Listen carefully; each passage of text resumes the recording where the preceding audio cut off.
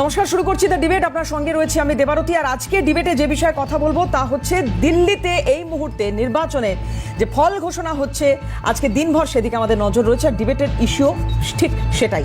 এই মুহূর্তে যে ট্রেন্ড সামনে আসছে তাতে আপের হ্যাট্রিক নিয়ে সংশয় তৈরি হচ্ছে। বিজেপির কামব্যাক সময়ের অপেক্ষা, একথাই রাজনৈতিক মহলের একাংশ মনে করছেন। তবে শেষ বেলায় কংগ্রেস কি কোনো তুরুপের তাস বার করতে পারে? হতে পারে কি পুরো খেলার মোড় বদল? জানি না, সেটা তো সময় বলবে। কিন্তু শুরুতেই যে খবর আমাদের কাছে আসছে যে সামান্য পিছিয়ে ছিলেন কিছুক্ষণ আগে পর্যন্ত কেজরিওয়াল, কিন্তু এই মুহূর্তে যে ট্রেন্ড সামনে আসছে তাতে আবারও বেশ খানিকটা এগিয়ে গিয়েছেন অরবিন্দ কেজরিওয়াল। একটু আপডেটটা নেওয়ার চেষ্টা করবো। প্রথমেই ইন্দ্রাণী আমাদের প্রতিনিধি রয়েছেন এই মুহূর্তে সরাসরি নয়াদিল্লি থেকে। ইন্দ্রাণী, লাস্ট আপডেট একটু নিয়ে নেবো তোমার কাছ থেকে শুরুতেই।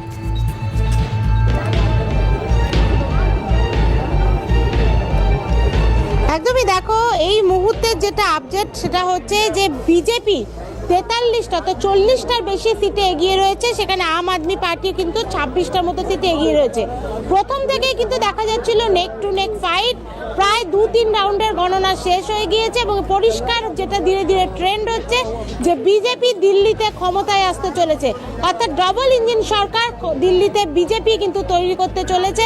আম আদমি পার্টি কিন্তু বেশ পিছিয়ে গেছে। এই মুহূর্তে আমি রয়েছি দিল্লি বিজেপির সদর দপ্তরে, অর্থাৎ প্রদেশ সদর দপ্তরে। আমার সাথে রয়েছেন প্রণব, দিল্লি বিজেপির কর্মকর্তা এবং দিল্লি বিজেপির অত্যন্ত বড় নেতা। প্রণব, এই যে পশ্চিমবঙ্গে 2026-এর নির্বাচন, তার আগে দিল্লি, তোমরা বারবার বলছিলে যে এটা একটা কাউন্টডাউন। দিল্লিতে যেভাবে বিজেপি সুনামি আসছে, কি কারণ? এর পিছনে ফ্যাক্টর কি? কারণটা এইটাই যে এই যে গভর্নমেন্টটা যেটা চলে যাচ্ছে, কেজরিওয়ালের গভর্নমেন্টটা, এটাকে আমরা কেন মনে রাখবো? এই গভর্নমেন্টটাকে আমরা মনে রাখবো যে দেখুন, পলিটিক্সে অনেক ধরনের পলিটিক্স আমরা দেখেছি ইন্ডিপেন্ডেন্সের পরে। ঠিক আছে, সব কিছু যেটা প্রমিসেস হয় ওগুলো সব আশার মানে পূর্তি করা এটা সম্ভব না কোনোই পক্ষে, কোনো পলিটিক্যাল। কিন্তু কেজরিওয়াল যেই ধরনের পলিটিক্সটা নিয়ে এসছে, যেই লেভেলে, যে লো লেভেলে পলিটিক্সটাকে নিয়ে গেছে কেজরিওয়াল, এই জন্য মনে রাখবে দিল্লির জনতা যে কি ধরনের পলিটিক্স, মানে চিপ লেভেল, আমি এটা শব্দ বলবো যে চিপ লেভেলের পলিটিক্স করেছে। দেখুন, একটা চিফ সেক্রেটারিকে এর আগে আমরা কখনো কোনো গভর্নমেন্টে, ঠিক আছে, কম্পিটিশন চলে, পলিটিক্যাল পার্টি আছে, কেউ জিতবে কেউ হারবে, কিন্তু চিফ সেক্রেটারি যেটা সব থেকে বড় অফিসার, ওকে রাত্রে 2টোর সময় নিজের চিফ মিনিস্টার রেজিডেন্সে ডেকে আর ওর সাথে মারপিট করা, নিজেরই পার্টির একটা মহিলা রাজ্যসভার সাংসদ, ওকে বাড়িতে ডেকে, চিফ মিনিস্টার হাউসে ডেকে ওর সাথে দুর্ব্যবহার করা, এই ধরনের জিনিস এর আগে আমরা রাজনীতিতে দেখিনি। আর এই যে সময় একটু লাগে যখন কেউ বেমানির রাজনীতি শুরু করে, তো কিছু সময় অবধি হতে পারে যে সাকসেস পাওয়া যেতে পারে। যেমন আমরা দেখি যে একটা যেমন চিটফান্ড কোম্পানি হয়, চিটফান্ড কোম্পানি এই ধরনের একটা লালচ দেয় যে 10 টাকা দিলে আমি 3 মাসে ওটাকে 30 টাকা আমি ফেরত করব। কিন্তু লং রানে এই ধরনের পলিটিক্স চলবে না। আর কেজরিওয়াল থেকে যদি কেউ ইন্সপায়ার হয়ে, আমি এটা বলতে চাই যে যদি কোনো পলিটিক্যাল পার্টি এটাকে একটা ইন্সপিরেশন নিয়ে যে এই ধরনের প্রমিসেস করে, মিথ্যে বলে আমরা সত্তায় আসতে চাই, তো আজকে এই যে রেজাল্ট আছে ওটা it's an alarm for those who think that they can follow the kind of politics what Kejriwal did for last 10 years. তো এই পলিটিক্সকে লং রানে যে পাবলিক আছে ও নিশ্চয়ই ওইটাই অবস্থা করবে যেটা আজকে আমরা দেখতে পাচ্ছি। ধন্যবাদ তোমাকে। কথা বলছিলাম, ইন্দ্রাণী দাশগুপ্ত আমাদের সঙ্গে ছিলেন সরাসরি নয়াদিল্লি থেকে। আজকে কি হয় সেটা তো অবশ্যই সময়ের অপেক্ষা, কিন্তু ট্রেন্ড যা বলছে, ইন্দ্রাণী যে কথা বলছিলেন যে 40-এর বেশি আসনে এখনো পর্যন্ত বিজেপি এগিয়ে রয়েছে, 26টির বেশি আসনে এগিয়ে রয়েছে আম আদমি পার্টি। এখান থেকে একটু আলোচনাটা শুরু করবো। আমরা আমাদের সঙ্গে আজকে যারা প্যানেলে উপস্থিত রয়েছেন প্রথমে তাদের সঙ্গে আলাপ করাই। আমাদের সঙ্গে স্টুডিওর বাইরে থেকে রয়েছেন অমিতাভ কাঞ্জিলাল, রাজনৈতিক বিশ্লেষক। প্রথমেই অমিতাভ দাকে স্বাগত জানাই। স্টুডিওতে যারা রয়েছেন এবার তাদের সঙ্গে আলাপ করাবো। আমাদের সঙ্গে রয়েছেন আপ মুখপাত্র পরাগ কুমার নাগ। প্রথমেই পরাগবাবু, আপনাকেও স্বাগত জানাবো আমার অনুষ্ঠানে। আমার সঙ্গে রয়েছেন বিজেপি তরফ থেকে মুখপাত্র প্রীতম দত্ত, প্রীতমকে স্বাগত জানাবো আমার অনুষ্ঠানে। রয়েছেন দেবব্রত রায়, রাজনীতিবিদ, রাজনৈতিক নেতা, দেবব্রত রায়কে স্বাগত জানাই। সুস্মিতাদি রয়েছেন, সুস্মিতা বিশ্বাস, কংগ্রেসের তরফ থেকে মুখপাত্র, সুস্মিতাদিকেও স্বাগত জানাবো আমার অনুষ্ঠানে। আমি শুরুতেই অমিতাভদার কাছে আসবো। অমিতাভদা, আমি জানি না আম আদমি পার্টির কতজন কুম্ভে ডুব দিতে গিয়েছিলেন, কিন্তু আজকে তো একজনের চেহারাই ভাসছে। হ্যাঁ, আসলে আমরা যখন এই পর্যালোচনায় বসেছি, it's too early for any prediction. সারা দিনভর খেলার উতর চাপান চলতে থাকবে এবং যেভাবে যেভাবে পর্যায়ে ভোট গণনার পর্যায়গুলো এগোবে, বেশ কিছু চিত্তাকর্ষক বাঁকও আমরা দেখতে পাবো আশা করছি। তবে এটা খুব স্পষ্ট যে এই মুহূর্তে রাজধানীর এই যে এই লড়াইটা মূলত এই মুহূর্তে দ্বিমুখী একটা প্রতিযোগিতায় দিকে চলে গেছে। সেখানকার যে নির্বাচন প্রক্রিয়া, তার প্রচার প্রক্রিয়া থেকে শুরু করে তার সামগ্রিক প্রক্রিয়ার দিকে যদি আমরা লক্ষ্য রাখি, তাহলে এই প্রবণতাটা দেখতে পাবো। আমাদের মাথায় রাখতে হবে যে দিল্লি কেন্দ্রিক ভোটের কথা বলা হচ্ছে, সেখানে ভোট কিন্তু পরিষ্কার দ্বিধা বিভাজিত। একদিকে হচ্ছে দিল্লির এলিটরা, অপেক্ষাকৃত সম্পত্তিবান এবং প্রভাবশালী অংশ, এবং অন্যদিকে রয়েছেন একেবারে বস্তিবাসী বা নিম্নবর্গের, এর মাঝামাঝি জায়গার ভোট, যারা খুব সুইং করেন, যারা খুব ফ্লোটার হিসেবে চিহ্নিত থাকেন, তেমন কিন্তু কিছু খুব একটা নেই। ফলে প্রশ্ন হচ্ছে প্রতিদ্বন্দ্বিতাটাও ঠিক সেইভাবেই দুটো জায়গার মধ্যে বিভাজিত হয়ে গেছে। একদিকে বিজেপি, বা বলা যাক যদি আজকে শুধু বিজেপি না বলে ওরা যদি এনডিএ বলতে স্বচ্ছন্দ বোধ করেন, তাহলে আমরা এনডিএই না হয় চিহ্নিত করি সেইভাবে। অন্যদিকে সরাসরি আম আদমি পার্টি। এবং সবচেয়ে মজার কথা হচ্ছে, আমার যেটুকু ধারণা এ পর্যন্ত ভোট প্রক্রিয়া সমস্ত কিছু দেখে, বা এখনো পর্যন্ত যে আর্লি ট্রেন্ড গুলো আমরা দেখতে পাচ্ছি, দিনের শেষে আমরা হয়তো প্রায় কাছাকাছি আসনে এই দুটো দলকে প্রতিদ্বন্দ্বিতা শেষ করতে দেখব।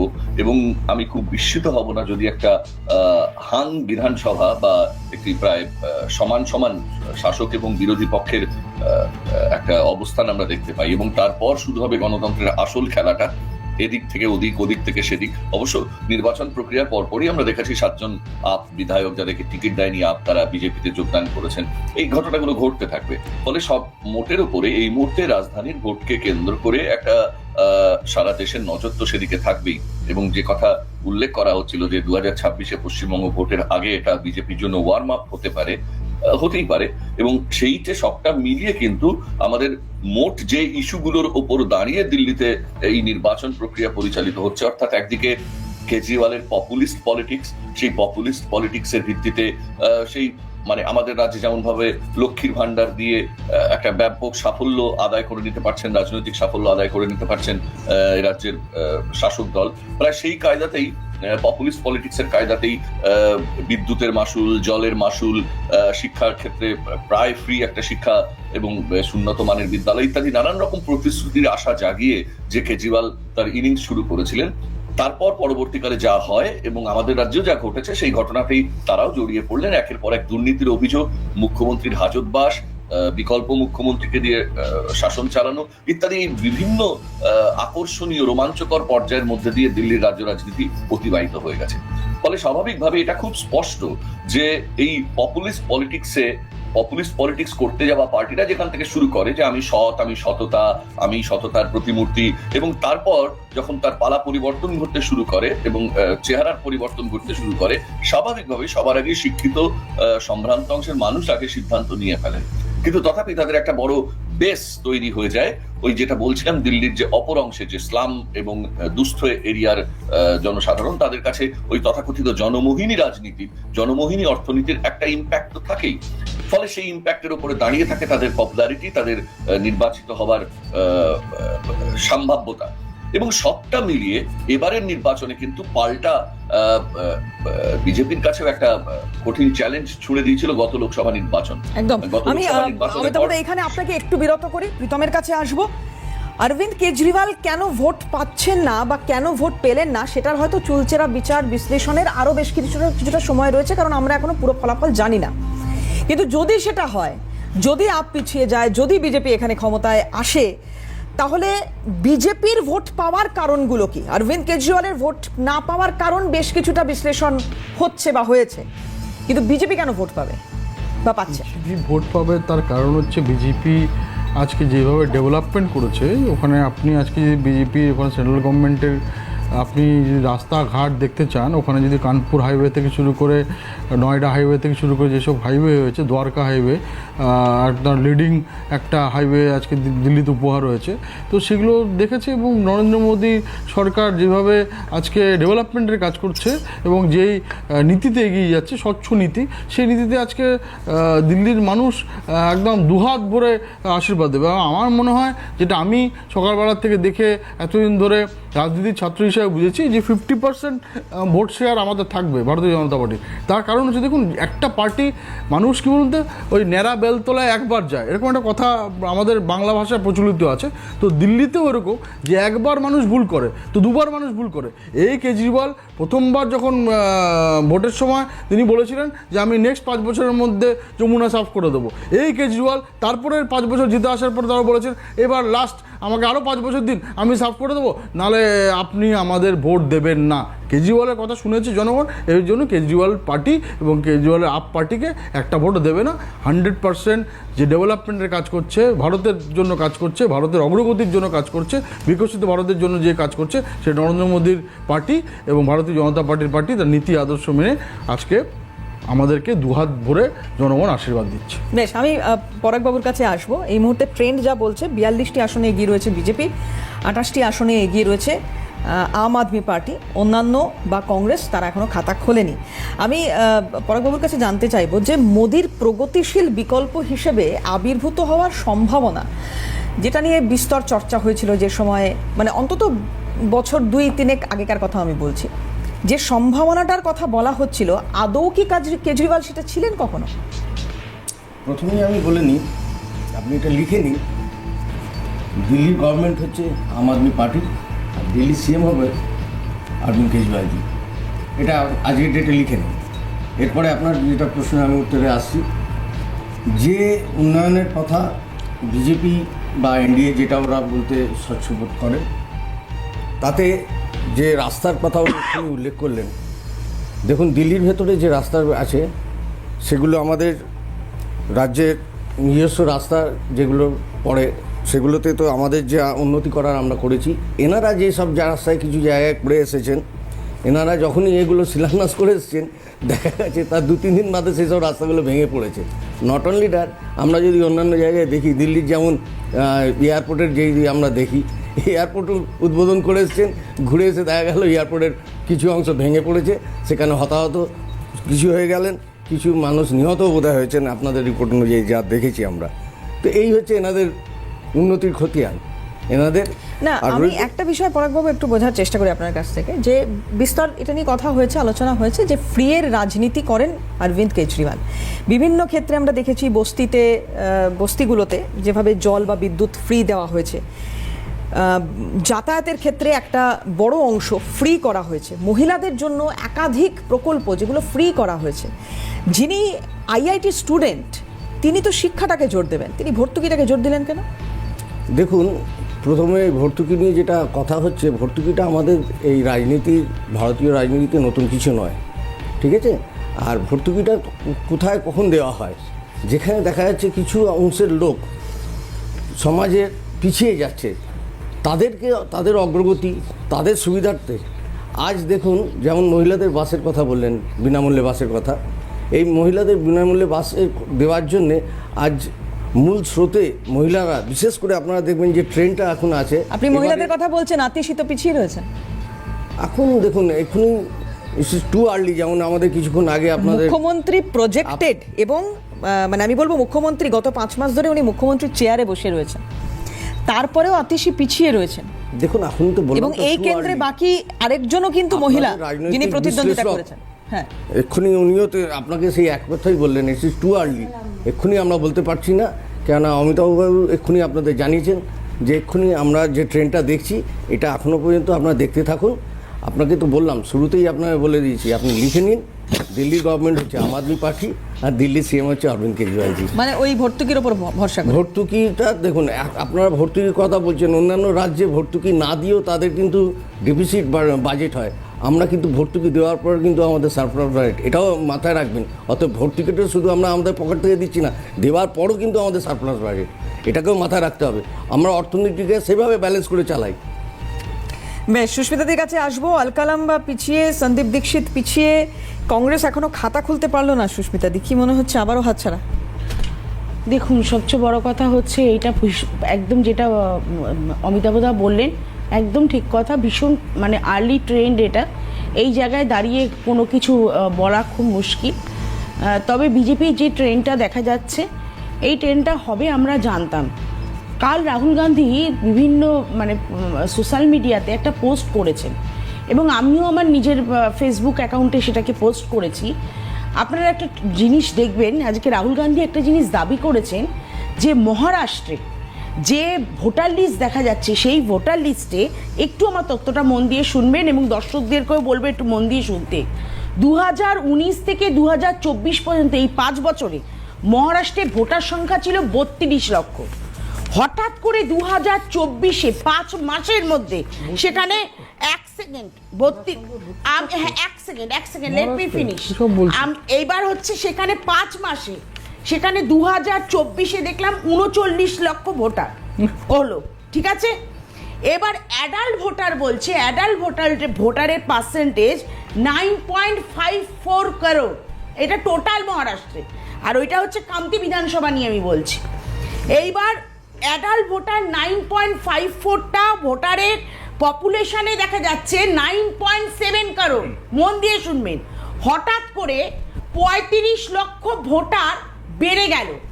এই 35 লক্ষ ভোটার টোটালটাই যেটা কামতি বিধানসভা আমরা দেখলাম, আমরা পেয়েছিলাম 1,36,000 ভোট বিধানসভায় এবং লোকসভায়, এবং বিজেপি পেয়েছে সেখানে আজকে আমরা দেখতে পাচ্ছি লোকসভায় পেয়েছিল 1.19 লাখ, ওখানে আমরা জিতেছিলাম, এবং 1.75 লাখ পেয়েছে তারা হচ্ছে এই বিধানসভায়। তার মানে এই যে 35,000 ভোট বাড়লো, এই টোটালটাই চলে গেল বিজেপির খাতায়। আজকে যেই ক্যালকুলেশনগুলো আমরা দেখাচ্ছি, আমরা বারংবার নির্বাচন কমিশনের কাছে কমপ্লেন করছি যে এই ভোটার লিস্টের তালিকা বের করা হোক, মানুষ দেখুক যে কাদের নাম উঠলো, কারা নতুন করে তাদের নাম নথিভুক্ত হলো, তাদের ফটো শুদ্ধ, তাদের রেসিডেন্সিয়াল অ্যাড্রেস শুদ্ধ। আজকে যে কারসাজি, যে কারচুপি দিনের পর দিন বিজেপি চালিয়ে যাচ্ছে ভোটার লিস্টে, যে ম্যানিপুলেশন করছে, সেই ম্যানিপুলেশনের কথা কিন্তু রাহুল গান্ধী বলেছে। এবার যদি আপ যদি এগিয়ে থাকতো, এখনো পর্যন্ত যা ট্রেন্ড, আপ যদি এগিয়ে থাকতো, তাহলে কি আপনি একই যুক্তিগুলো দিতেন? এইবার আমি আসছি। বেশ, তাহলে আমি একটা বিরতি নিয়ে এখানে সুস্মিতা দি তাহলে বলতে পারবেন আনইন্টারাপ্টেড। আমি লাস্ট একটা আপডেটও দিয়ে রাখি। মনীষ সিসোদিয়া তিনি এগিয়ে রয়েছেন, অরবিন্দ কেজরিওয়াল তিনি এগিয়ে রয়েছেন। লাস্ট যা ট্রেন্ড তাদের সামনে আসছে। একটা বিরতির পরে খুব দ্রুত ফিরছি, সঙ্গে থাকুন।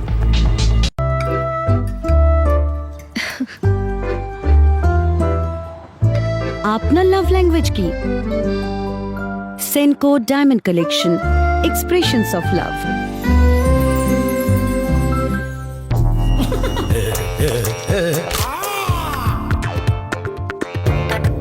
প্রাণ যায় যাক, পালস না যায়। আবরণ আসছে যোধপুর পার্ক কলকাতায়।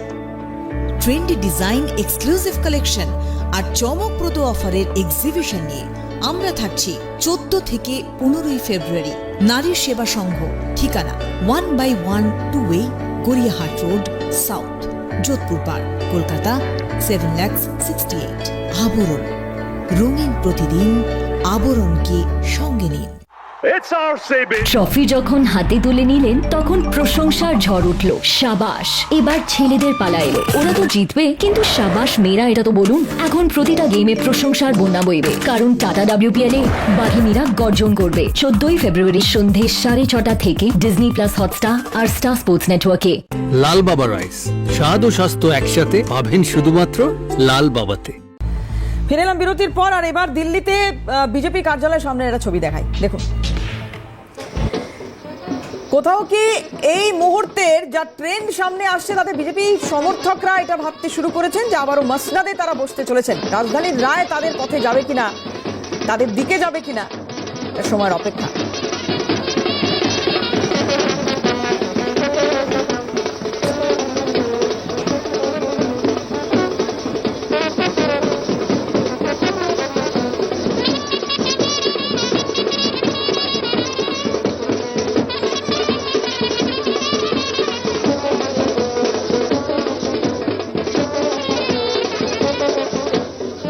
দিনের শেষে এই হাসিটা মুখে থাকে কিনা অবশ্যই সেদিকে নজর থাকবে। যাই হোক, সুস্মিতাদির কাছে আসবো। সুস্মিতাদি, শেষ করে নিন আপনি। আমি যে মানে যে ডাটাটা তোমাকে দিলাম, এতে দেখা যাচ্ছে বিজেপি স্ট্রাইক রেট 90%। আমার মনে হয় এটা আনবিলিভেবল, কারণ একটা দলের স্ট্রাইক রেট 90% আপ, এটা হতে পারে না। এটা এই জায়গাগুলোকে নজর করতে হবে, 1 নম্বর। 2 নম্বর হচ্ছে, তোমরা যে আপের কথা বলছো, এই আপ 10 বছর আগে দিল্লির অধিবাসীদের বলেছিল মুফত কা পানি, মুফত কা বিজলি, এই প্রতিশ্রুতিগুলো দিল্লির মানুষকে দিয়েছিল, এবং যমুনা পরিষ্কার করা, বিভিন্ন রকম প্রতিশ্রুতি দিয়েও কিন্তু সেই প্রতিশ্রুতিগুলো তারা রাখতে পারেনি দিল্লির মানুষের কাছে। এবং তারা যে সবচেয়ে বড় আওয়াজ তুলেছিল ভ্রষ্টাচারের বিরুদ্ধে, যে ভ্রষ্টাচার হচ্ছে, দুর্নীতি হচ্ছে, তার বিরুদ্ধে। আজকে দুর্নীতির দায় আজকে মুখ্যমন্ত্রী, উপমুখ্যমন্ত্রী সবাই জেলে ছিল। আজকে যেটা আমরা দেখতে পাচ্ছি, আতিশি পিছিয়ে, মনীষ সিসোদিয়া পিছিয়ে, তাকে এখন শুনছি একটু এগিয়ে রয়েছে, আবার পিছিয়ে আছে, এই যে দেখাচ্ছে আবার পিছিয়ে গেছে মনীষ সিসোদিয়া। আচ্ছা, কেজরিওয়ালও এক এক সময় পিছিয়ে যাচ্ছে। আজকে তার মানে দিল্লির মানুষকে যে ভুল বুঝিয়েছিল, আপ যে একটা মানে মুখোশ পরে দিল্লির মানুষের কাছে তার একটা নতুন রূপ দেখিয়েছিল, তার আসল রূপটা কিন্তু বেরিয়ে গেছে। তার কারণ তারা কিন্তু দুর্নীতিতে জর্জরিত, এবং সেই জায়গায় দাঁড়িয়ে হয়তো দিল্লির মানুষ আপের উপরে ভরসা রাখতে পারেনি, কিন্তু সেই জায়গায় দাঁড়িয়ে কিন্তু আপনারা তো আবার প্রতিহিংসার রাজনীতির কথাও বলেছিলেন। না, প্রতিহিংসার রাজনীতি এটা বাজে কথা। এটা মানে তোমরা মানে ওটাকে প্রডিউস করছো এইভাবে, কিন্তু বিষয়টা হচ্ছে, দেখো, আপ প্রথমে বলেছিল 15টা সিট দেবে কংগ্রেসকে, ঠিক আছে? এবার সেই জায়গায় দাঁড়িয়ে জোটের জায়গাটা প্রত্যেকটা দলের নিজস্ব একটা কম্পালশন থাকে, সেই কম্পালশনটাকে তোমাকে বুঝতে হবে। এবার সেই জায়গায় দাঁড়িয়ে তারা জোট করেনি। এবার হরিয়ানাতেও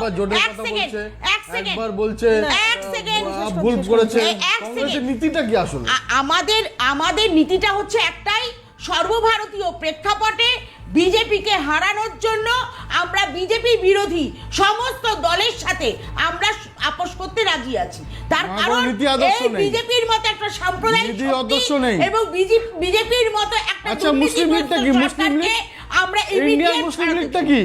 ইন্ডিয়ান মুসলিম লীগ। আচ্ছা, বেশ, আমি একটু দেবব্রতদার কাছে আসবো। দেবব্রতদা, মানে আইএনডিআই এর জোটের তো ভবিষ্যৎ খুব একটা যে উজ্জ্বল তা মনে হয় না, বা মনে হচ্ছে না। আর এই যে ভোটের ফলাফল এখনো পর্যন্ত সামনে আসছে, যতই আপকে সমর্থন করুন বা যাই করুন না কেন, তারপরেও তো দেখছি ছবিটাতে খুব একটা স্বস্তির জায়গা আপনাদের নেই, বা আইএনডিআই এর নেই, যদি আমি সার্বিকভাবে দেখি, বা বৃহত্তর স্বার্থের কথা যেটা আপনারা বলেন সেই কথা মাথায় রেখে দেখি।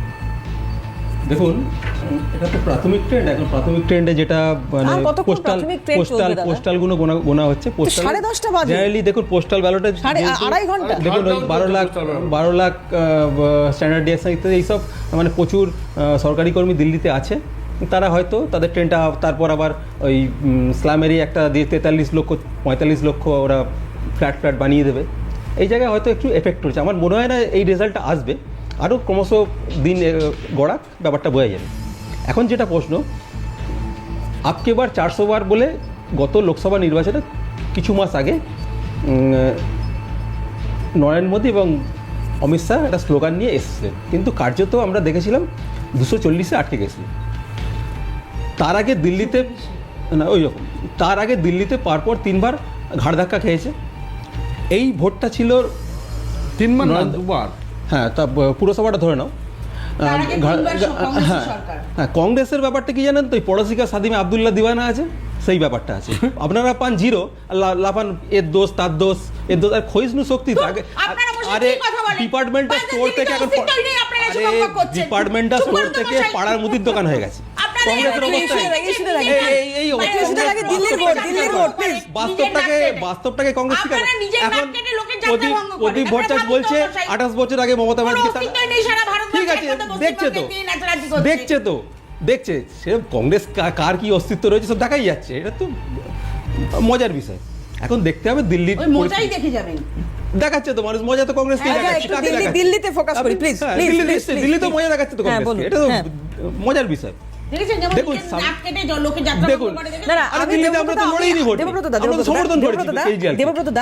যদি আজকে বিজেপি যদি 27 বছর পরে সরকারে আসে, কি কারণে আসবে বলে আপনার মনে হয়? বলছি, দেখুন, দিল্লিতে যে ভোটটা হয়েছে মোটামুটি একটা পাইয়ে দেওয়ার রাজনীতি।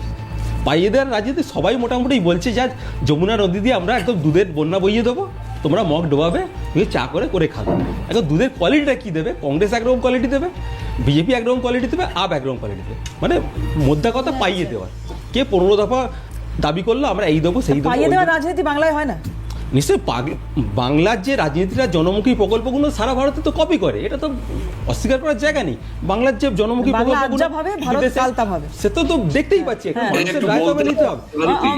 হ্যাঁ হ্যাঁ, সমস্যাটা হচ্ছে ওই একটা প্রবাদ আছে, আপ ভালা তো জগৎ ভালা। আমি এই আপ বলতে রাজনৈতিক আপের কথা বলছি না। হ্যাঁ, একটু আমি শেষ করে নি।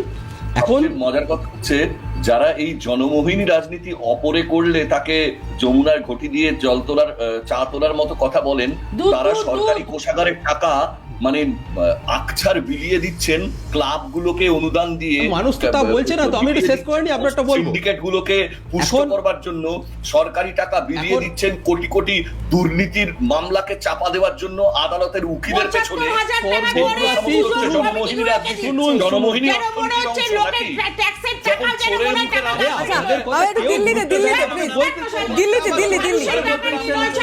অন্যদিন ভারত ভ্রমণে যাই, আজকে যেতে চাইছি আমি। লোকসভা নির্বাচনের পর মোটামুটি নেতানো মুড়ি হয়ে গেছে। এখন আমরা রাজ্যে আমরা দেখতে পাচ্ছি, আমাদের বিজেপি প্রতিনিধি প্রীতম দত্তকে দেখলি এখন সামনে কেরালা সুন্দর সেজে গুজে ভালোই তো লাগছে দেখতে। কোথায় আছি? কেন মনে হচ্ছে আপনার?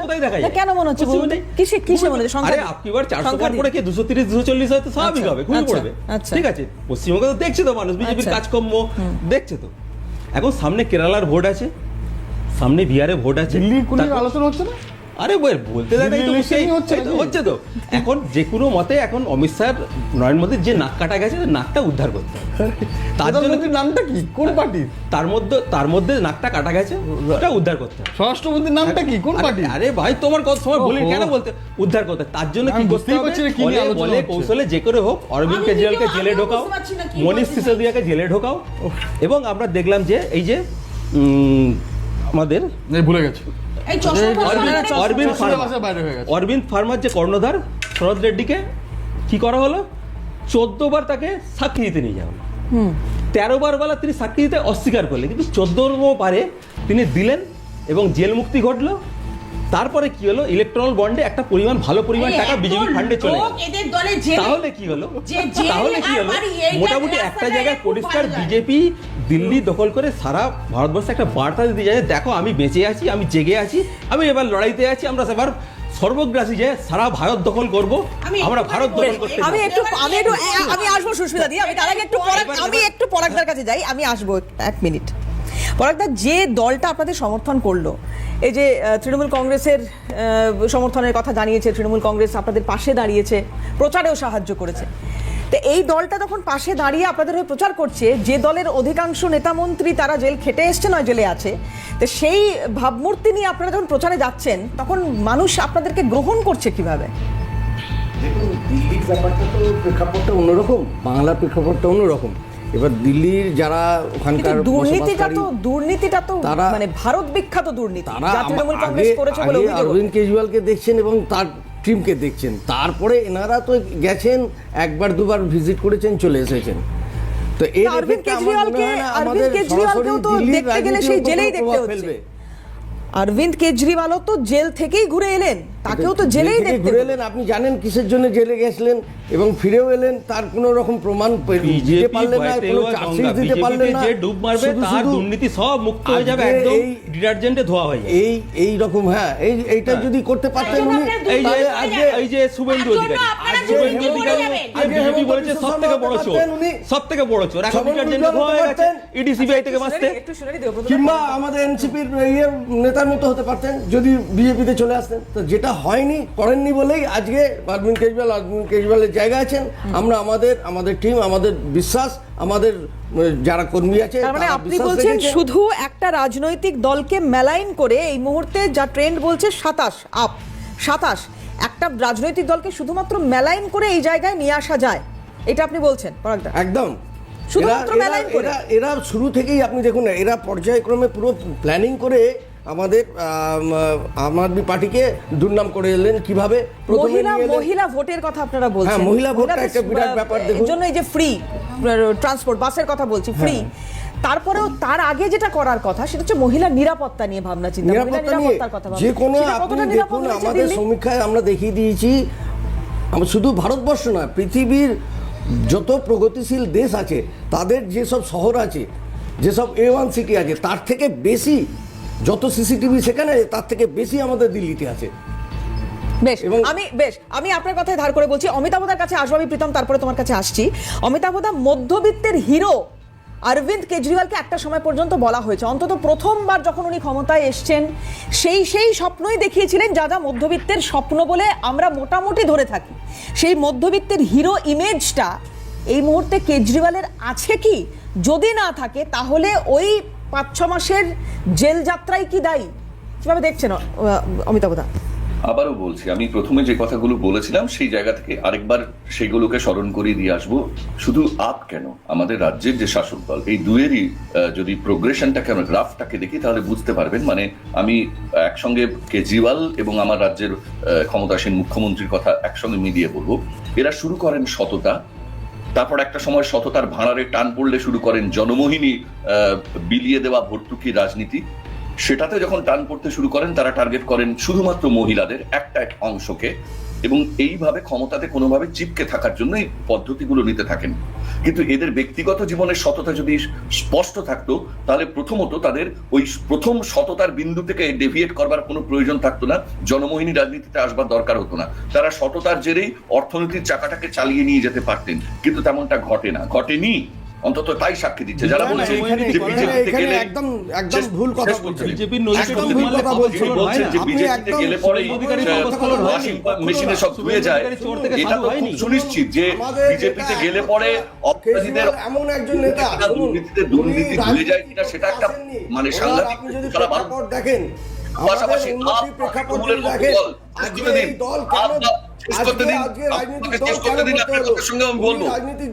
তৃণমূলের মতো দল কি করে? সরাসরি অপরাধীদের নিয়ে ঢোল বাজিয়ে বলে হ্যাঁ এরা চুরি করেছে, তবু যেহেতু আপ করে, তৃণমূল করে, আমরা এদেরকে বীরের সম্মান দেব, আমরা এদেরকে আবার এদের পদে আসীন করব। এই যে চোরের পক্ষে সিনাজরি করা, চুরির পক্ষে সিনাজরি করা, এই যে বালুকে ফিরিয়ে নিয়ে আসা, এই যে অনুব্রতকে বীরের সম্মান দেওয়া, এই একই কায়দায় যে ঘটনাগুলো ঘটছে সেটা মধ্যবিত্তের মানসিকতাকে আঘাত করে। মধ্যবিত্ত কিন্তু কেবলমাত্র ভর্তুকি নির্ভর অংশ নয়, নিম্নবিত্তদের মধ্যে এই ভর্তুকি রাজনীতির একটা প্রভাব থাকতে পারে। মধ্যবিত্ত কিন্তু যথেষ্ট অধিকার সচেতন, রুচিসম্মত, শিক্ষিত ভোটারদেরকে রিপ্রেজেন্ট করে। ফলে স্বাভাবিকভাবেই এদের জনপ্রিয়তার হ্রাস যখন দেখা দেয়, তখন দলের ভেতরে দুটো তিনটে মাথার মধ্যে ক্ল্যাশও শুরু হয়ে যায়, এবং এইটাই অনিবার্য। ফলে কেজরিওয়াল যখন যদি তাই হতো, এই যে অমিতাভ, 1 মিনিট আমি আসছি দাদা, এই যে 27 এখনো পর্যন্ত যা ট্রেন্ড বলছে তাতে 27টি, আরে 11:15 বাজে, আর কত দেরি করবেন বলুন? আর কত দেরি হলে আপনারা বুঝতে পারবেন? আচ্ছা, 343 ভোটে অরবিন্দ কেজরিওয়াল এগিয়ে রয়েছেন এখনো পর্যন্ত, যা ট্রেন্ড আমাদের কাছে এসে গেছে। আপনাকে আরেকবার মনে করে দিচ্ছি, আপনি লিখে নিন, দিল্লি গভর্নমেন্ট আম আদমি পার্টি, দিল্লি সিএম অরবিন্দ কেজরিওয়াল, আমাদের কাছে ট্রেন্ড আছে। গতকালই আপনার কাছে চলে এসেছে, কিন্তু তাহলে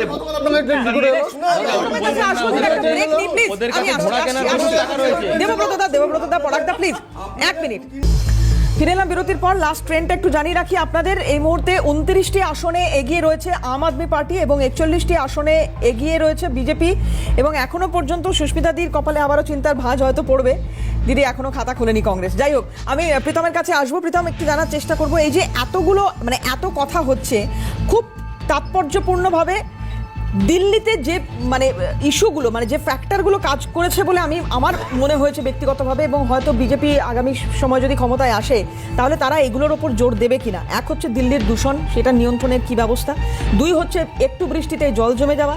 3 হচ্ছে পরিবহন, একটা দিকে হয়তো ভালো হয়েছে বা কিছুটা হয়তো উন্নতি হয়েছে, কিন্তু সার্বিক নয় বলেই অভিযোগ উঠেছে। 4 হচ্ছে বেশ কিছু হাসপাতাল, তার অবস্থা এখনো বদলায়নি। প্রথম আপনি দূষণ নিয়ে কথা বলেছেন, তো দূষণটা আমরা যেই ধানের পরের যে দূষণটা হয় সেটার মধ্যে এখন অনেক রকম টেকনোলজি এসছে, সেগুলোর থেকে আপনারা চারিদিকে এখন হাইড্রোজেন সেটা থেকে তৈরি হবে, সেরকম জায়গায় মানে আমি অনেক বলছি জায়গায় জোর কাজ বিজোর হচ্ছে। নীতি অরবিন্দ কেজরিওয়ালের কাছ থেকে ধার নেবে তোমরা যদি আসো ক্ষমতায়? না, ওনারগুলো সব ফেইল্ড নীতি অলরেডি, হ্যাঁ, অলরেডি ফেল করে গেছে। তো সেগুলো আমরা যা করব ভারতবর্ষের মধ্যে দেখছে, অন্য রাজ্যতে দেখছে, দিল্লিতে আমরা করে দেখাবো। দেখুন আজকে স্বাতি মালিয়াল কে ছিল, মানে উনি দাদা একটু আগে বলছিলেন, স্বাতি মালিয়াল তো ওনাদের রাজ্যসভার এমপি। উনি কি বলছেন, উনি একটার পর একটা মহল্লা ক্লিনিক থেকে শুরু করে হসপিটালে গিয়ে লাইভ করে দেখাচ্ছেন যে যা বলেছেন মিথ্যে কথা বলেছেন। এই ভদ্রমহিলা অ্যাপয়েন্টমেন্ট চাইতে গেছিলেন, মেরে তাড়িয়ে দিয়েছে। এই আপনার ওখানকার যে চিফ সেক্রেটারি, সে রাত 2টোর সময় গিয়ে মার খেয়ে এসছে। তো এই হচ্ছে অরবিন্দ কেজরিওয়াল, যিনি মাফলার নিয়ে আজকে ভারতবর্ষের রাজনীতি বদলে দেওয়ার কথা বলেছিলেন। যে ওনার গুরু আন্না হাজরে অরবিন্দ কেজরিওয়াল নিয়ে কী কথা বলেছেন। আসলে দেখুন, আমি যে বললাম, মানুষ একবার ভুল করে, মানুষ দুবার ভুল করে, মানুষ দেখছে যে মানুষকে বলেছিল যে ইলেকট্রিসিটি বিল আসবে না। এই তোমাদের আর্কাইভ যদি পিসিআরে থাকে একটু চালাতে বলো, না বিল এসছে আপনারা এখন দেবেন না, আমরা আবার ক্ষমতা আসি আবার আমরা জিরো করে দেবো। মানে হোয়াট ইজ দিস? আসলো কেন বিলটা? আসলে কি বলুন তো, মিথ্যের পাহাড়, মিথ্যে কথা বলতে করছেন না, আপনি খালি মিথ্যে প্রবচন দিচ্ছেন। আপনি তাহলে এটা যদি বলে তাহলে কিন্তু এটাই চলবে, এটা কিন্তু চলে গেছে, এটাই চলবে, এবার চলবে। এবার মিথ্যে কথা বলতে বলতে আপনি একটার পর একটা গিয়ে আজকে বিদ্যুতের বিল আসছে, জল একদম কাদামাটি যাচ্ছে। তো এই হচ্ছে অবস্থা। যেরকম এখানকার মুখ্যমন্ত্রী মমতা ব্যানার্জি, তার ভাই কেজরিওয়াল সেম মিথ্যা কথা বলে দুর্নীতি করে। আজকে উনি বলছেন না যে কৃষক নাকি চার্জশিট দিতে পারেনি, সুপ্রিম কোর্ট কেন বলেছে যে আপনি বেল পেয়ে গেলেন, বেল পাওয়ার পরেও আপনি গিয়ে সিএম হতে পারবেন না, সিএম এর চেয়ারে বসতে পারবেন না? কেন বলেছিলেন? কেন কেজরিওয়াল বলেছিলেন যে আমি কোনোদিনও সরকারি বাংলাদেশে থাকবো না? সরকারি বাংলাদেশ ছিল, সিএম টাইপ 6 কোয়ার্টার, 2টো জমি একসাথে করে কোয়ার্টার হয়েছে। উনি বলেছেন যে করোনা চলছে তাই আমি যমুনার জল সাফ করতে পারছি না, অথচ এই করোনার মধ্যে ওনার ওই শীষমল তৈরি হয়েছে। এবং উনি কি বলেছেন, সব মানুষ দেখেছে যে আমি আমার বাচ্চাদের কসম দিয়ে বলছি যে আমি কোনোদিনও কংগ্রেসের সাথে টাই আপ করবো না। প্রথমবারই কংগ্রেসের টাই আপ, প্রথমবারই পাল্টিবাদ। তো পাল্টু রাম কেজরিওয়াল আজকে হচ্ছে ভারতবর্ষের মানুষ দেখেছে। ভারতবর্ষের মানুষ কি বলুন তো, আর এই যে এই মৃত্যুকদের আর বিশ্বাস করবে না। তার কারণ হচ্ছে ওনার গুরু, যারা গুরুকে, আমরা তো সনাতন ধর্মে বিশ্বাস করি, আমরা গুরু পরম্পরা বিশ্বাস করি, যিনি গুরুকে মিথ্যে প্রমাণিত করেন, যে গুরুকে উনি আজকে দূরে সরিয়ে দিয়েছেন, যে গুরুকে উনি আজকে তার টাকা নয় করেছে, সেটা নিয়ে অভিযোগ আছে। তো সেইটা পরে আজকে মানুষ দুবার বিশ্বাস করেছে, আর করবে না। এবার সুস্মিতাদির কাছে আসবো। লালকৃষ্ণ আদবানির কি অবস্থা এখন? এক মিনিট, প্রীতম, লালকৃষ্ণ আদবানির কি অবস্থা এখন? আপনাদের প্রিয়ের গুরু, ওনারা জয় বিজয় আছেন। আপনি যেতে চাইলে আমি আপনার ওনার সাথে আপনি গুরু নিয়ে গুরুতর প্রশ্ন আপনার দিকে ঠেলে দিলাম। এই একই রকম ভাবে সুব্রত মুখার্জির কি অবস্থা হয়েছিল, বা সিদ্ধার্থ শঙ্কর রায়কে কি জায়গায় রেখেছেন? ওই গুরুর প্রশ্ন আসতে পারে, গুরু কাউকে ধরে কেউ বসে নেই আজকে। বুঝতে পেরেছি।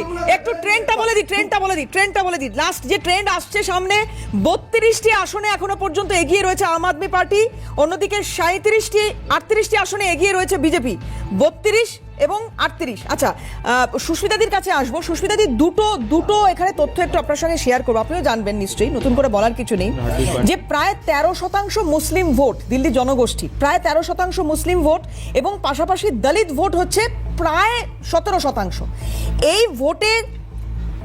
এই ভোটেও কি থাবা বসাতে পারবে?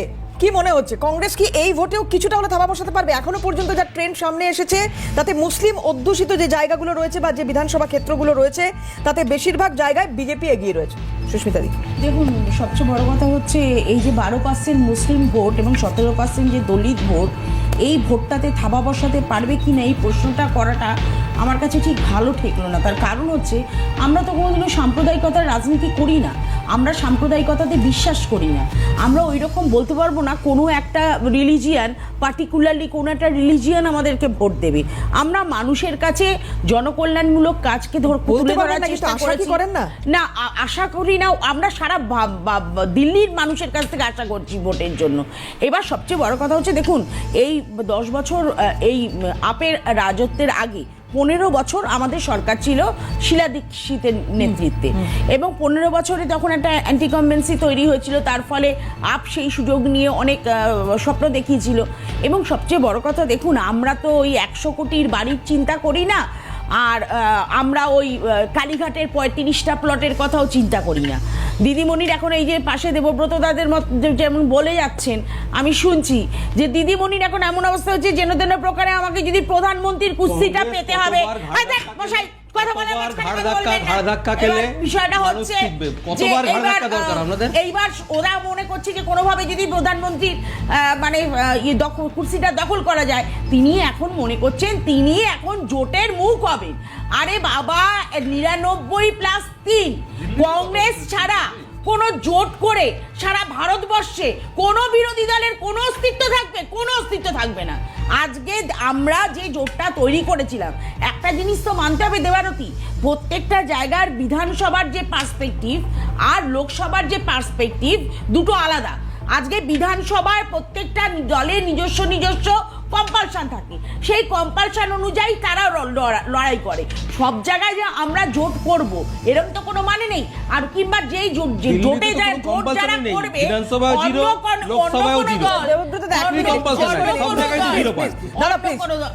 তৃণমূলে এখন একটাই উদ্দেশ্য, কি বলুন তো, কংগ্রেসকে কি করে খতম করবে।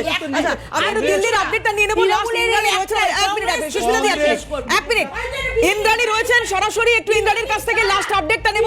ইন্দ্রাণী, যেটা লাস্ট আপডেট আমরা পাচ্ছিলাম, 32টি আসনে আপ এগিয়ে রয়েছে, 38টি আসনে বিজেপি এগিয়ে রয়েছে। এই মুহূর্তেও কি সেইটাই রয়েছে ট্রেন্ড? একটু যদি জানাও লাস্ট আপডেট খুব সংক্ষেপে।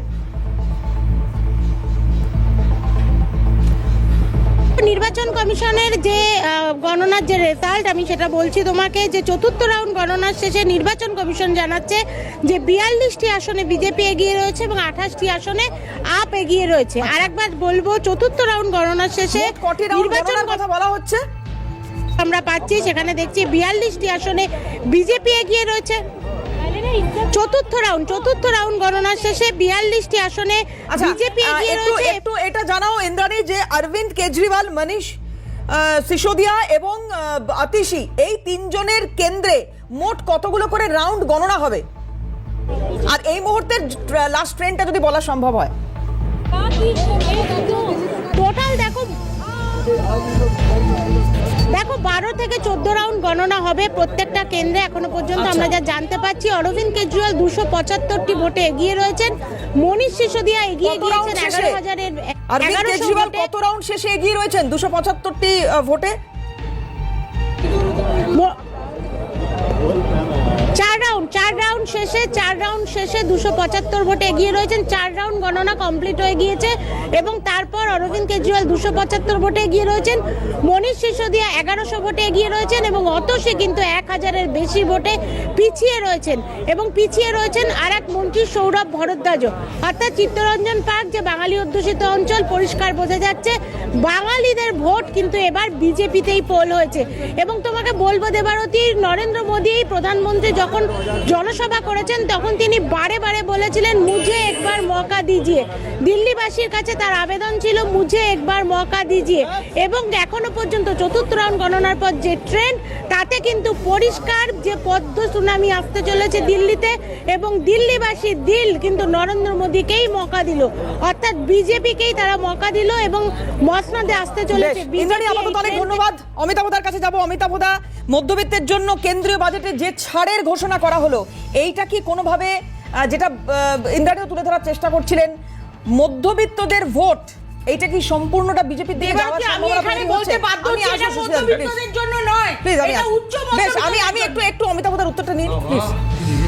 হ্যাঁ, একটা একটা দিক তো আছেই, এই বাজেটের সাধারণ ব্যাখ্যা যেভাবে করা হয়েছে, যেভাবে প্রচার করা হয়েছে, যত টাকা পর্যন্ত কর ছাড়ের বিষয়টিকে সামনে নিয়ে আসা হয়েছে, সারফেসে আনা হয়েছে, তাতে মধ্যবিত্ত খানিকটা তার মোহতে পড়েছেন, এটা ঠিক। পাশাপাশি আরেকটা গুরুত্বপূর্ণ বিষয় আছে, বাঙালি অধ্যুষিত এলাকাতে বা পশ্চিমবঙ্গেও বিজেপির জনপ্রিয়তা যদি সাম্প্রতিককালে তার গ্রাফটা চড়ে থাকে, তার পেছনে বাংলাদেশ পলিটিক্স একটা অন্যতম গুরুত্বপূর্ণ কারণ। বাংলাদেশের একটু বলতে দিন প্লিজ। বাংলাদেশের পরিস্থিতিকে, তার রাজনৈতিক ইম্প্যাক্টটা ভারতবর্ষের ভোট ব্যাংকে নিয়ে আনবার ক্ষেত্রে বিজেপির সাংগঠনিক বা আরএসএস এর সাংগঠনিক প্রক্রিয়া একটা সুফল দিচ্ছে বইকি। আর একই সঙ্গে কিন্তু এটাও ঘটনা যে দিল্লি আমাদের দেশের রাজধানী, ফলে তার উন্নয়নের প্রশ্নটির সঙ্গে কিন্তু সার্বিক ভারতবর্ষের যে রাজধানীর নিরাপত্তা, রাজধানীর যোগাযোগ, রাজধানীর স্বাচ্ছন্দ্য ইত্যাদি বিষয়গুলো জড়িত। এতে বিজেপির একার কৃতিত্বে যেমন জায়গা নেই, ঠিক একই রকম ভাবে ওখানে বসে কেজরিওয়াল যে সুবিধাগুলো পাচ্ছেন, রাজধানী বলেই করের যে বিশেষ বিন্যাসের মধ্যে তারা পড়েন, সেই বিষয়গুলো আমাদের মাথায় রাখতে হবে। ফলে মধ্যবিত্ত সেখানে যেটুকু ছাড় পান বা সুযোগ পান, সেই সুযোগের পেছনে কিন্তু সাংবিধানিক ব্যবস্থাই মূলত দায়ী। এর পেছনে আলাদা করে কোনো দলের কোনো কৃতিত্ব নেই। কিন্তু এটা ঘটনা যে দিল্লির রাজনীতির একটা সুনির্দিষ্ট অভিমুখ, আমি আগেই বলেছি, এক অংশ এলিট ভোটার, আরেক অংশ বস্তিবাসী অপেক্ষাকৃত নিম্ন আয়ের ভোটার, এদের মধ্যেই বিভাজিত হয়ে যায়। এবং যাকে আমরা মধ্যবিত্ত বলে চিহ্নিত করি, মানে বাংলার আসপেক্টে যারা মধ্যবিত্ত, বিহার ইউপির আসপেক্টে যারা মধ্যবিত্ত, দিল্লির মধ্যবিত্ত বলে সেই রকম মধ্যবিত্ত শ্রেণী কিন্তু নেই। ফলে সেখানকার রাজনীতি, সেখানকার রাজধানীর রাজনীতি সম্পর্কে ওয়াকিফাল মহল, সেটাকেই যদি আমরা আপাতত অর্থনৈতিক মধ্যবিত্ত শ্রেণী বলে চিহ্নিত করি, আর একদল থাকেন যারা রাজনীতিতে কেবলমাত্র সমর্থন জুগিয়ে দেন, সবটা মিলিয়ে কিন্তু এই পর্যন্ত ভারতবর্ষের যে কোনো ভোটেই এই মধ্যবিত্তরা, মানে সচেতন, রাজনীতিমুখী, রাজনীতি সম্পর্কে ওয়াকিফাল এবং বিভিন্ন ঘটনার পরিপ্রেক্ষিতে নিজেদের রাজনৈতিক দৃষ্টিভঙ্গি বা সিদ্ধান্ত নিতে পারেন এমন অংশের মানুষের ভোটেই শেষ পর্যন্ত ভোটের ফলাফল নির্ধারিত হয়। আমি দেবব্রতদার কাছে আসবো খুব সংক্ষিপ্ত সময়। দেবব্রতদা বলুন। দেখুন, অদ্ভুত যুক্তি। মধ্যবিত্ত বলতে দেশের 20% মতো মানুষ এই 12 লক্ষ টাকার উপর রোজগার করে, বাকি 80% লোক এর বাইরে রয়েছে। জানি না, এখানে প্রীতম হয়তো করতে পারে মাসে 1 লক্ষ টাকা রোজগার, আমরা হয়তো করি না। কিন্তু মধ্যবিত্ত বলতে ওই মানে 20%কে ঢুকিয়ে দিলেন খুব সূক্ষ্মভাবে। আরেকটা জিনিস ইন্টারেস্টিং যেটা বলবেন, এই যে দেখবেন এই একটা কেন্দ্র রয়েছে শিলংপুরে, সেখানে ঝামেলা করে ভোট পার্সেন্টেজটা কমিয়ে দেওয়া হলো। খুব ইন্টারেস্টিং, দেখবেন প্রায় 5% ভোট কম পড়লো। আর এই কংগ্রেস আছে না, নিজের নাক কেটে পরের যাত্রা ভঙ্গ করে। কি অবস্থা, এই প্যানেলে বসে মারামারি করছেন? কংগ্রেস তো পাড়ার হকার হয়ে গেছে, আর তো ডিপার্টমেন্টাল স্টোর নেই, সেটাকে তো মানতে হবে। অস্বীকার করার জায়গাটা কোথায়? এখন বিজেপির তো আপনারা একটা রাজ্যে আছেন, তারপরে এতগুলো রাজ্য বিজেপির আবার তো এই কংগ্রেসের হাতই ধরতে হবে। শূন্যর সাথে যে গুণ করবে শূন্য, এরা শূন্য ছিল, শূন্য আছে, শূন্য থাকবে। শূন্যর হ্যাট্রিক করে ফেলেছে। একবার সিপিএম এর সাথে হাত মেলায়, তারপর অধীর চৌধুরী বলে সিপিএম কে কেউ বিশ্বাস করে না, আমাদের কেউ বিশ্বাস করে না। দেখুন, কংগ্রেসের চরিত্র বিশ্লেষণ করতে আমরা তো এখানে বসে নেই। দেবব্রতদা, আমি একদম মানে খুব সংক্ষিপ্ত ঘটে, সম্পূর্ণ দায় কংগ্রেসের। হ্যাঁ, বেশ। আচ্ছা, আমি পরাগদার কাছে যাব। পরাগদার 6টা কেন্দ্র, যে কেন্দ্রগুলোকে আমি আবার বলবো সংখ্যালঘু অধ্যুষিত কেন্দ্র বলে পরিচিত, এবং গত দুবারই দেখা গিয়েছে এরা আপনাদের ঢেলে ভোট দিয়েছে। এবার কি হবে? যে 6টা কেন্দ্র আপনি উল্লেখ করছেন সেগুলো একটু স্পেসিফাই করবেন, কোনটা? যেগুলোতে মুসলিম মানে ভোটাররা রয়েছে। দেখুন, এই একটা যে কথাটা আপনারা দেখবেন, অন্যান্য যখনই আমাদের দেশে যে কোনো প্রদেশে বলুন, যেখানেই ভোট হোক না কেন, এই বিজেপি, বিশেষ করে বিজেপিকে এই জন্যই আমি আলাদা করে টার্গেট করে বলছি, এনারা কিন্তু খুব সহজেই একটা মেরুকরণ আগেই শুরু করে দেয় ভোটের শুরুতেই। সেটা হচ্ছে বিভাজনের, এই হিন্দু মুসলিম। আপনি দেখুন পুরো ভোট প্রক্রিয়ার এবং তার আগে প্রচার দিল্লি জুড়ে আম আদমি পার্টি যেটা করেছে, সেখানে কোনো রকম এই ধর্মীয় মেরুকরণের জায়গা নেই। অতএব এই যে আপনার প্রশ্ন ছিল যে এই মুসলিম মহিলারা, এখানে আমরা কোনো রকম উন্নয়নেতে বিভেদ রাখি না। এই 6টি মুসলিম অধ্যুষিত কেন্দ্রে যদি আপ পিছিয়ে থাকে বা আপ পিছিয়ে পড়ে, তাহলে সেটা শুধুমাত্র ধর্মীয় মেরুকরণ দিয়ে বিজেপি মাত করবে? এরা তো তাই করছে শুরু থেকেই, তো আমাদের সারা ভারতবর্ষ জুড়ে এদের একটাই হাতিয়ার। লাস্ট যেটা ট্রেন্ড বলছে এই 6টি কেন্দ্রে 1000টি ভোটও আপ পায়নি, 1000টি ভোটও আপ পায়নি। আইএম এদেরও কিন্তু একটা ভালো ভোট শেয়ারিং এর ব্যাপার আছে। এরা প্রায় বোধহয় 0.23% হয়তো ভোট মনে হয় কেটেছে, যা দেখা যাচ্ছে। প্রীতমকে দিয়ে শেষ করব আজকে অনুষ্ঠান। আমি আরেকটা খুব সংক্ষেপে 10 সেকেন্ড একটা কথা শুধু বলবো, যে সবচেয়ে বড় কথা হচ্ছে দেখুন প্রত্যেকটা দল তার কম্পালশনে লড়াই করছে, তার নিজস্ব পরিকল্পনা, তার নিজস্ব প্রজেক্টগুলো নিয়ে তারা লড়াই করছে প্রত্যেকটা স্টেটে। তবে বিজেপি যে পন্থা অবলম্বন করছে এই পন্থা কিন্তু বেশি দিন আর চলবে না। এই যে 9.54 করোড় ভোটার, হঠাৎ অ্যাডাল্ট ভোটার হয়ে গেল, ভোটের পপুলেশন হচ্ছে 9.70 করোড়, মানে 9 কোটি 70 লক্ষ। তারপরে তো আপ লড়াই আছে, আমরা তো লড়াই তো নেই, মানে যত লড়াইতেই নেই সুস্মিতা দি, আপনারা তো লড়াইতে আছে। অ্যাডাল্ট প্রীতম লাস্ট ট্রেন্ড 39টি আসনে এগিয়ে রয়েছে বিজেপি। হ্যাঁ, প্রথম হচ্ছে আপদ বিদায় করেছে ওখানকার দিল্লির জনতা, আপদ বিদায় করে ডেভেলপমেন্টের সরকার আসছে। এবার দিল্লির রাস্তা একদম পরিষ্কার হয়ে যাবে এবং দিল্লির যমুনা 5 বছরে পরিষ্কার হয়ে যাবে। এটা ভারতীয় জনতা পার্টির কমিটমেন্ট, মোদিজি কা গ্যারান্টি, মোদিজির গ্যারান্টি, একদম নিশ্চিত থাকুন। দিল্লিবাসী ধন্যবাদ সময় দেওয়ার জন্য এবং আপনাদের আমাদের সঙ্গে ছিলেন। ক্যামেরার উপর থেকে আপনাদের ধন্যবাদ।